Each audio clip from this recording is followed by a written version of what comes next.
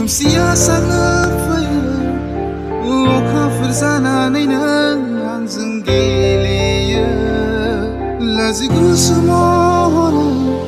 आंनि सेराव नोङो अनसुलि महरै आंनियाव खुद्रियो गोरोबफायो नोङो आंनि सेराव बै आखुआवनो आङो फाग्ला जायो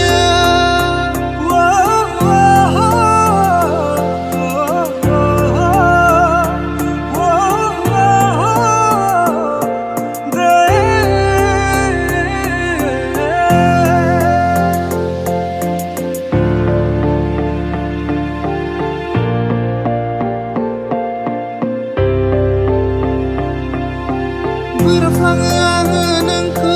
माब्लाबा थेवबो नोङो अनफिनो गोसो मुलि होनो हायो